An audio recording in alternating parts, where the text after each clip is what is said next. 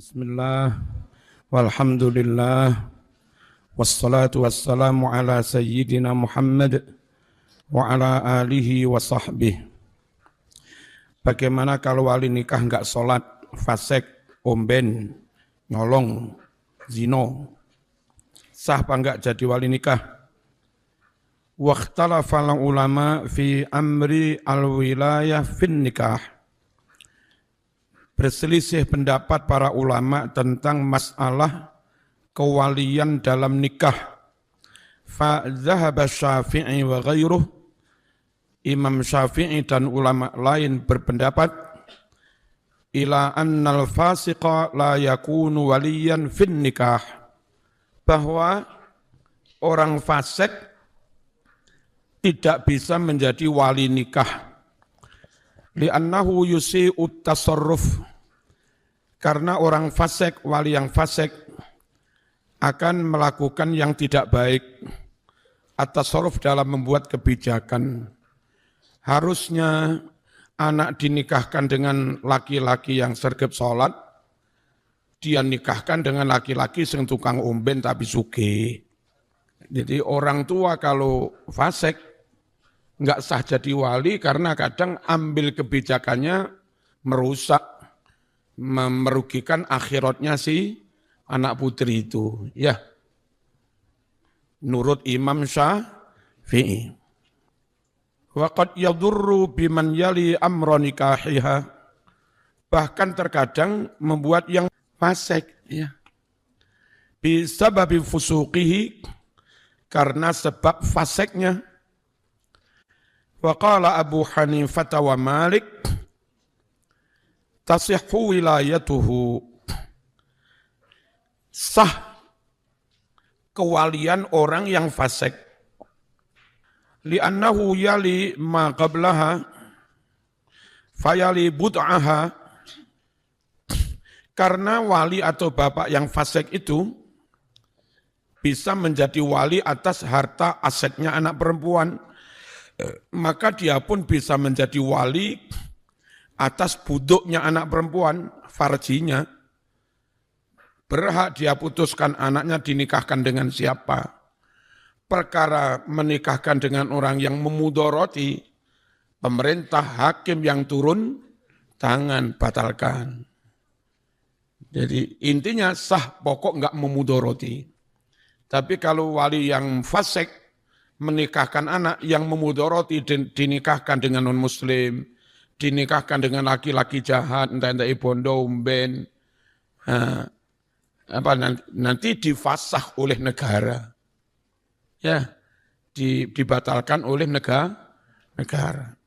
Tapi sah. Kal adli, seperti wali yang adil. Wa huwa wa in kana fasiqan illa anna ghairatahu muwaffaratun.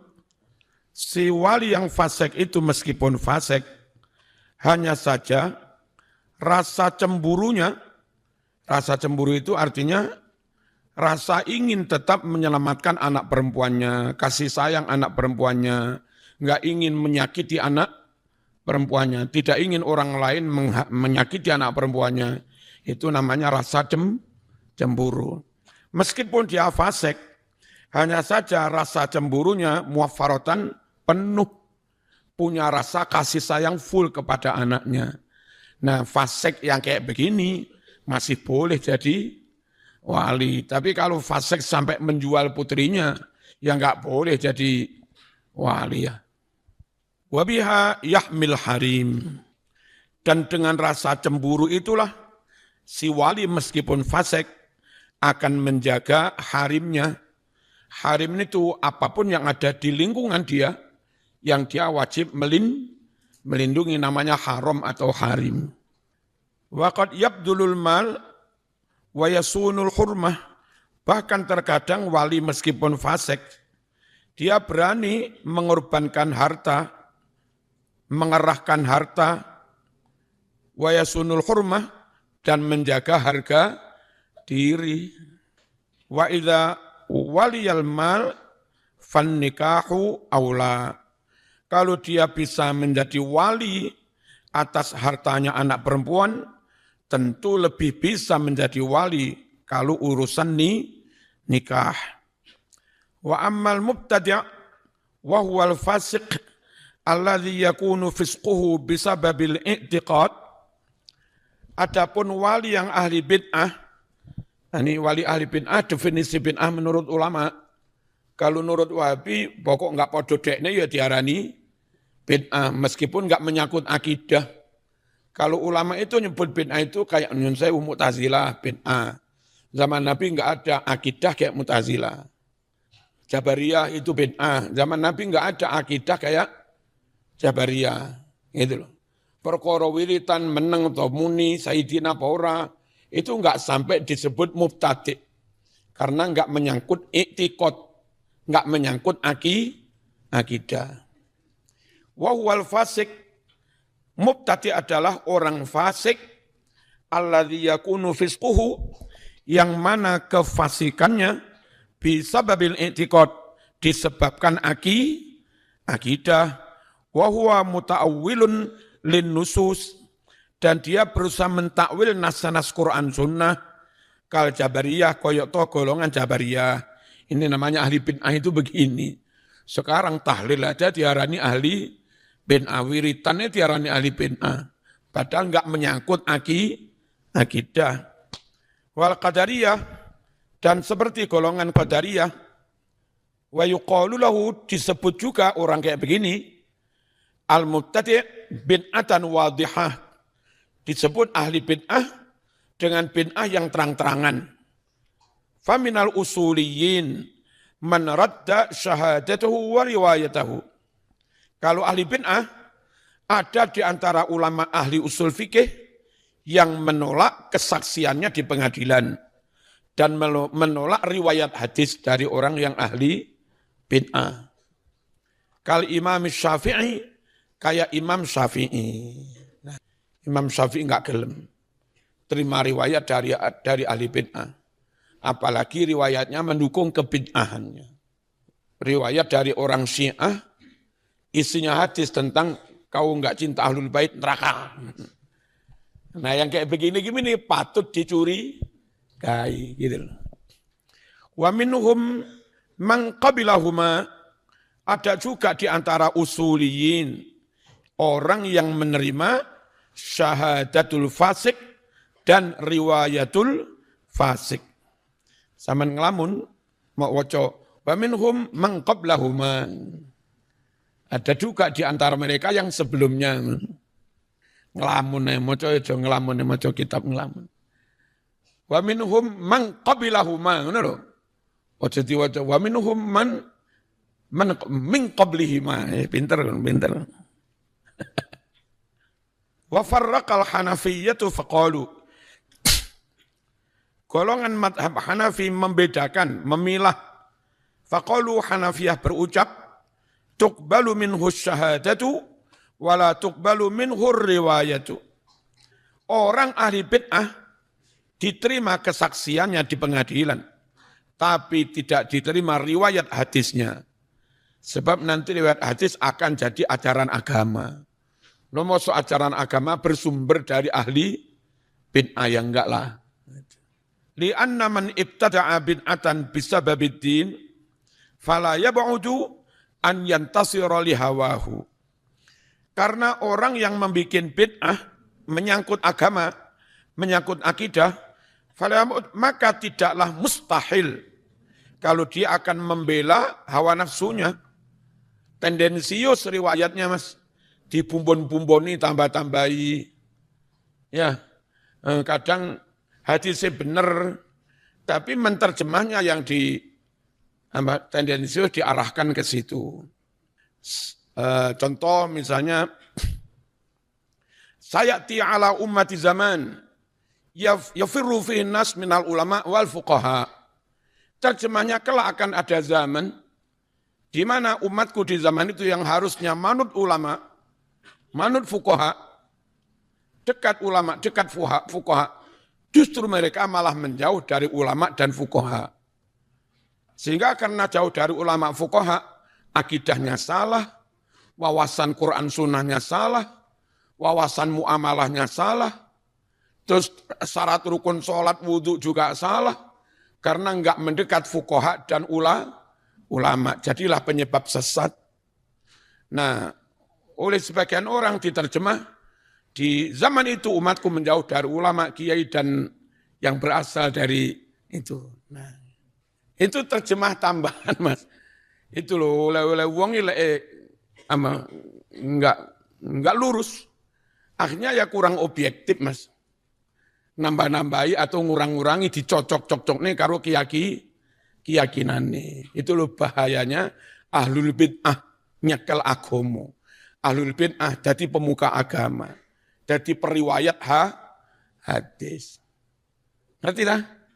Rasa tak ucap nih. Sama wis ngerti. Kan ono sing nerjemah ditambah-tambahin ya. Tuqbalu minhu syahadah, dari orang yang mubtadi' bisa diterima kesaksiannya di pengadilan. Wala tuqbalu minhu riwayah, dan tidak bisa diterima dari mubtadi' riwayat hadisnya. Li'anna man ibtada'a, karena sungguh orang yang bikin bid'ah, bid'atan bisababiddin, dengan suatu bid'ah menyangkut agama, fala yab'udu, maka tidaklah mustahil an yantasiro, dia akan membela lihawahu, madhab yang jadi kesenangannya itu. Jadi enggak objektif. Wa yada'un nas ila dzalika, dan dia akan mengajak orang ngikuti kesenangan madhabnya itu.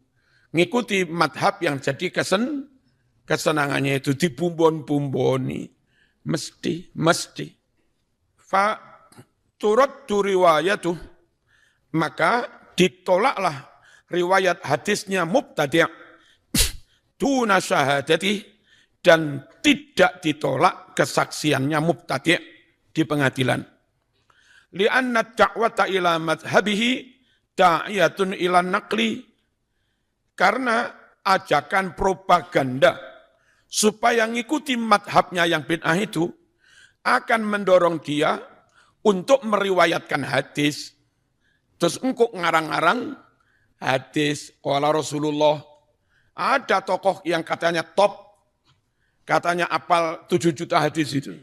Tak rungokne ceramai entah sekian puluh tahun yang lalu. Lah kok man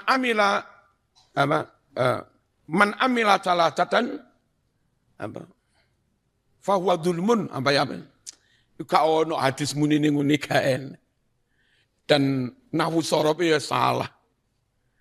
Andai dibenernya nahwu sorob kan mestinya man amila bi ahadin min hadhihi salasah fahuwa zalim atau faqad dzalama, kan ngono. Nahwune salah, fahuwa dzulmun ini salah.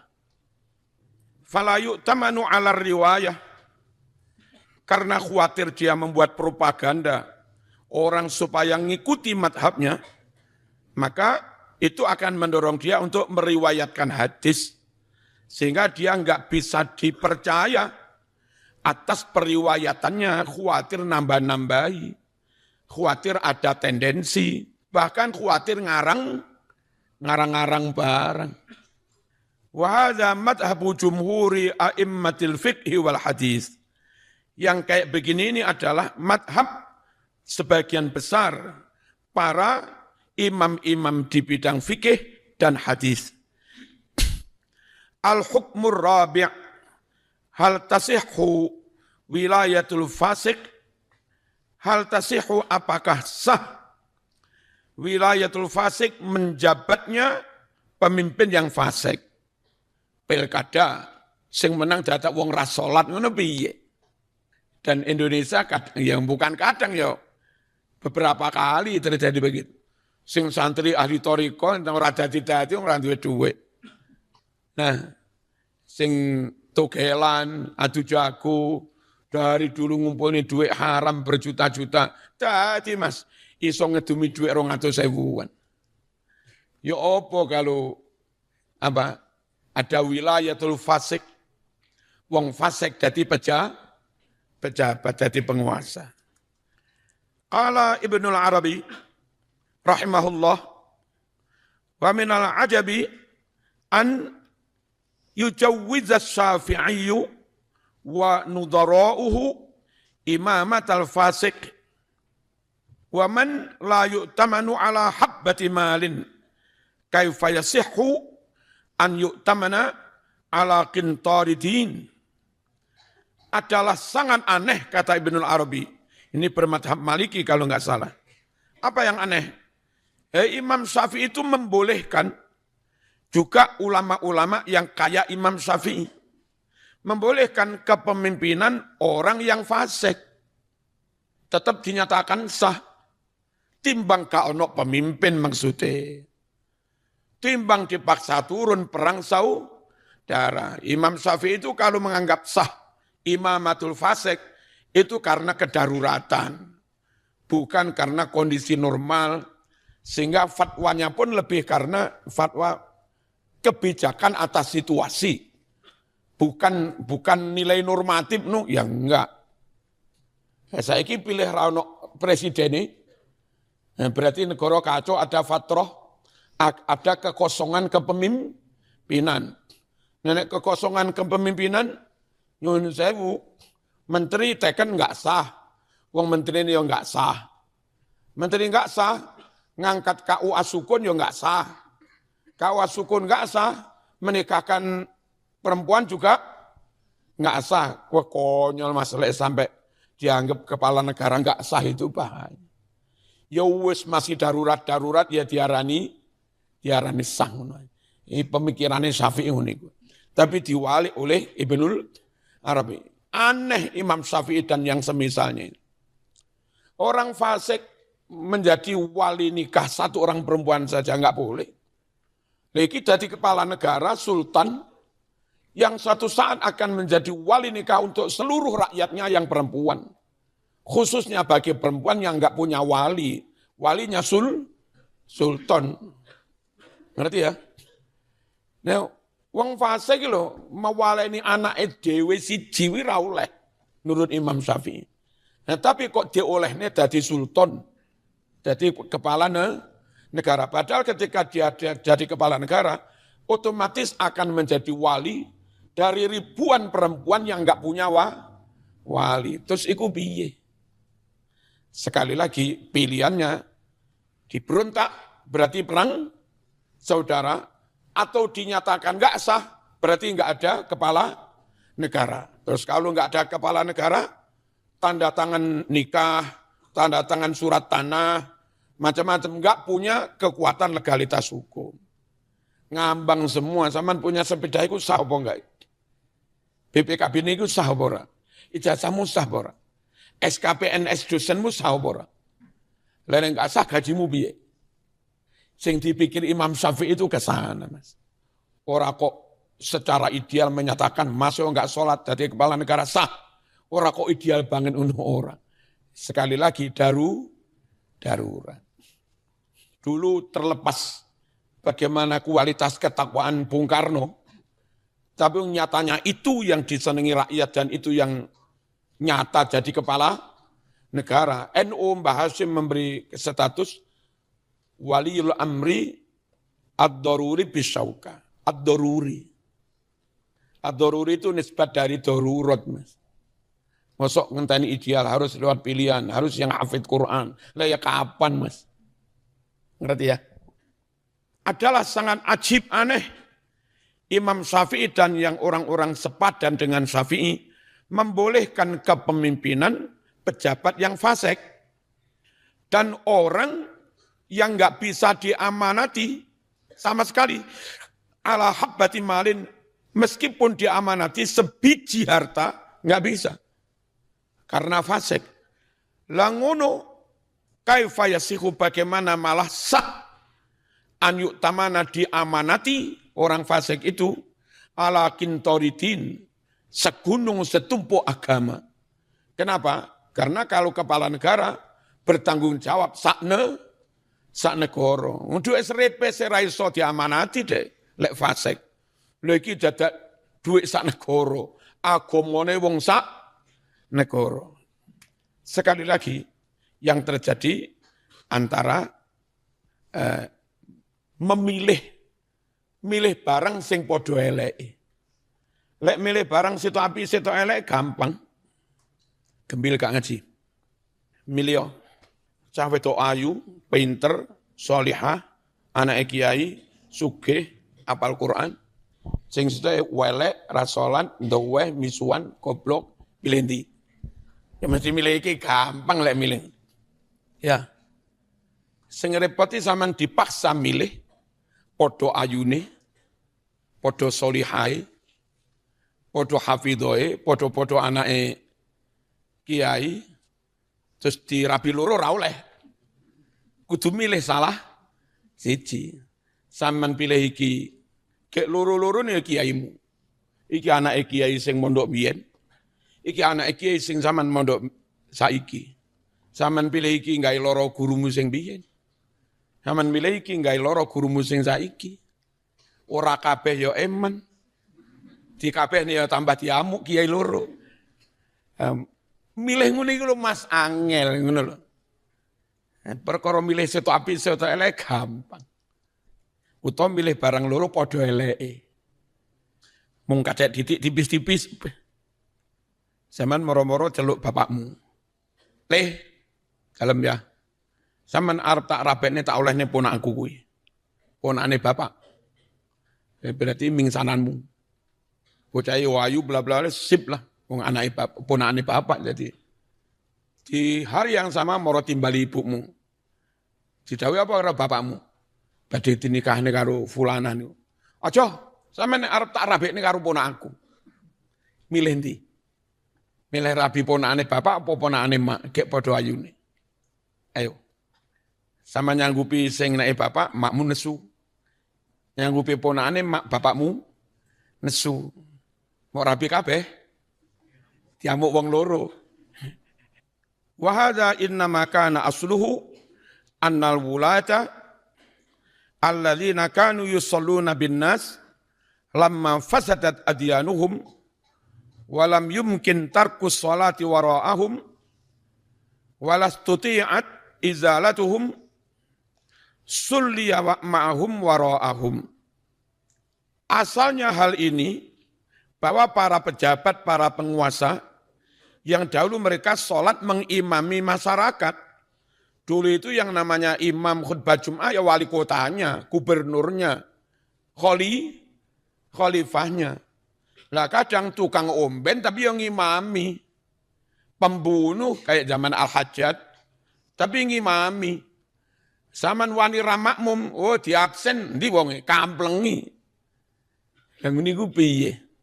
Ketika agama mereka jadi rusak, sementara enggak mungkin meninggalkan sholat makmum di belakang mereka. Konangan teman. Iki soft muri kurang telu sapa iki? Konangan zaman kate makmum, kualitas imame kaya ngono. Ora makmum ning dheke wong dheke penguasa. Rektor misalnya ning kampus diwajibne jamaah. Wadek dudu ahlu sunnah wal jamaah kaureng. Salate obat. Ora maca bismillah. Makmum iku kaya ngono, gak makmum ya tambah kena sanksi ra iso mundak pangkat. Bingung Mas, dosen iki bingung. Piye? Walastuti'at izalatuhum, dan tidak bisa menyingkirkan imam itu, diberontak, dilengserkan nggak bisa, karena sudah terlalu kuat. Intelijen punya, aparat punya, senjata punya, kewenangan punya, sampai kewenangan menghilangkan nyawamu, bunuh. Loh, kok atas dasar apa? Atas dasar memberontak negara. Bugot. Wah, nggak bisa dilengserkan. Nggak bisa diturunkan. Lastuti'at izalatuhum. Lapiye, ya kepeksa Mas, sulliya ma'ahum wa wara'ahum. Maka terpaksa orang sholat bersama imam-imam sing kelakuannya koyok ngono kuwi. Wa wara'ahum, dan sholat di belakang mereka terpaksa. Ya perkara teko omah anake jak baleni maneh ya sungguh. Ayo iadah baleni maneh. Kok ngono Pak, ning masjid terasa. Awal dinggasek dulu kita tetap harus makmum di masjid. Santri sekitar 30 barang. Ya, tapi kadang kualitas bacanya jauh. Jumatan ya melok, Jumatan di masjid. Selesai Jumatan kalau ada bacaan Fatihah enggak tepat, sampai pondok, anak-anak tak ajak aja. Malin mana rek salat mana? Orang salat ya tambah jadi fitnah. Ono pondok ratu jamaah pondok cap opo kuwi. Ya.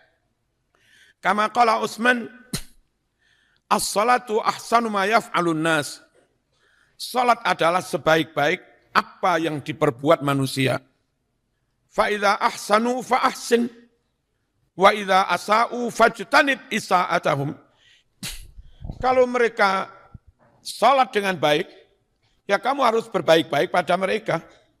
Jika mereka enggak baik, jauhi kejahatannya. Tapi enggak perlu diturunkan dari jabatan kepala negara. Model Imam Syafi'i. Summa kana minan nas man idza sulliya ma'ahum taqiyatan a'adu salata lillahi koyo dhewekmu. Lalu ada di antara orang kalau salat bersama imam yang dolim-dolim itu taqiyatan sekedar taqiyah aja untuk membentengi diri, untuk melindungi diri ben ra kena absen, ben ra kena sanksi kepeksan. A'adu sholat alillah. Mereka i'adah sampai rumah baleni maneh sholat. Wani ngalah ae. Sholat pindu. Ora sholat ya dosa. Mencukupkan sholat yang di tempat umum kualitasnya ya begitu. Ya. Wa minhum man kana yaj'aluha sholatahu. Ada juga di antara mereka orang yang menjadikan sholat bersama imam dolim itu, ya sudah itu jadi sholatnya sah. Enggak usah dibaleni maneh. Wa biwujubil i'adah aqul. Wajibnya membaleni itulah yang jadi pendapat saya. Kata kitab ini. Melo jamaah. Undang umah di baleni.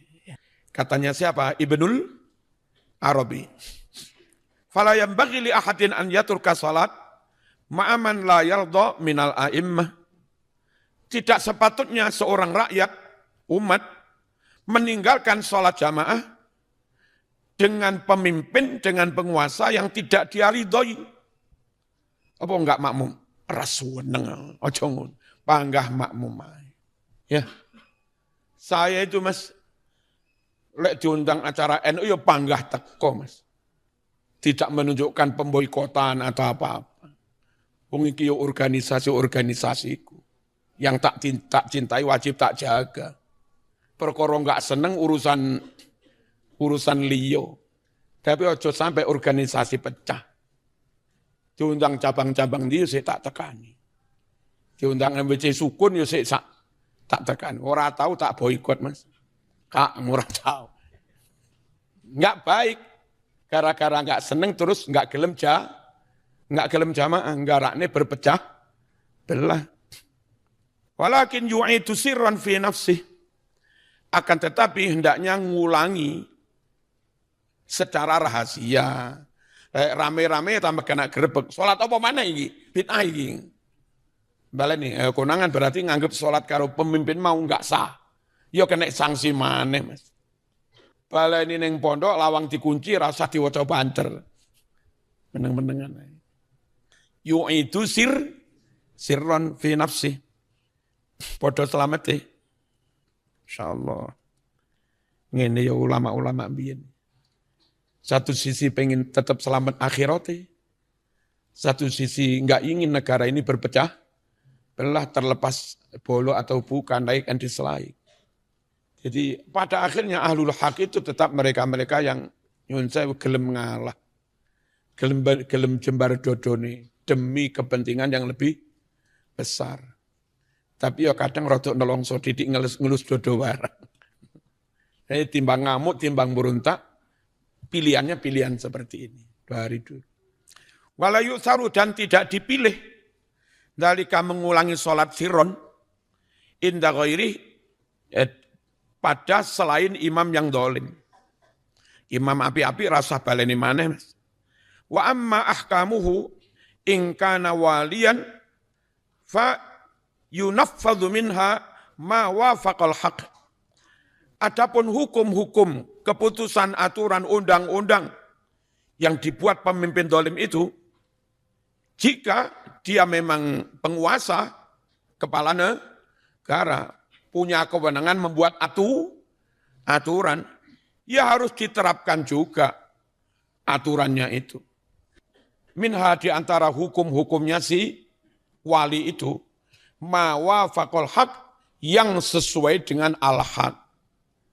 Kalau ada aturan nabrak hak, yo harus ditolak. Wa yuraddu ma khalafahu. Dan hendaknya ditolak hukum atau aturan yang berlawanan dengan hak. La ta'ata li makhluqin fi maksiatil khaliq. Wa la yunqadu hukmuhu alladzi amdahu bihalin. Dan keputusannya sebagai kepala negara enggak bisa dibatalkan. Yang telah dia tetapkan, telah dia tanda tangani. Wis disetempel. Sebagai keputusan kepala negara ya tetap sah. Ono kepala negara dolim. Membuat keputusan, bla bla bla bla bla.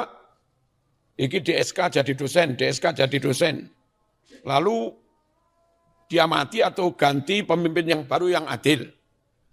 Pemimpin yang baru yang adil itu jangan merevisi kembali, membatalkan apa yang diputuskan oleh pemimpin yang dulu itu. Itu tetap jadi undang-undang, kecuali kalau di Indonesia merubahnya lewat bersama DPR itu amandemen. Berarti bukan pribadinya kepala negara, rakyat kalau itu. Ya, merubahnya lewat itu. Dosen-dosen bolo-bolone ponakane rada enggak patek pinter diangkat, ya wis diterusnya. Ojo dikoreksi, dievaluasi, dibatalkan semua. Kasihan Mas, mereka punya anak istri, punya keluarga. Hanya gara-gara yang meng-SK pemimpin yang lalu, ganti pemimpinnya sampean mau dibatalkan kabeh, ngawur. Ya, tanda tangan pejabat-pejabat pembuat akta tanah, SHM, sekiranya sah ya sudah sah. Jangan dibatalkan hanya gara-gara pemimpin itu dolim. Kecuali benar-benar melanggar kebenaran. Ini sistem bernegara dalam Islam. Enggak mudah meralat membatalkan undang-undang. Wala taltafitu ila ghairi hadzal qaul min riwayatin tu'tar au qaulin yuhka. Jangan kalian menoleh, jangan kalian memperhatikan pendapat selain ini, baik itu riwayat yang diriwayatkan, atau pendapat yang pernah dihikayatkan, nggak usah direken. Wis pokok rumus bernegara ya kayak begini. Fa innal kalama katsir wal haqqu dzahir. Karena kalau ngomong pendapat banyak Mas. Apa Mas? Usum medsos ini. Per akun duwe pendapat dewe-dewe apa enggak ruwet. Nuruti pendapat akeh. Tapi wal haqqu dzahir. Nek golek bener iku nyoto kok Mas jelas.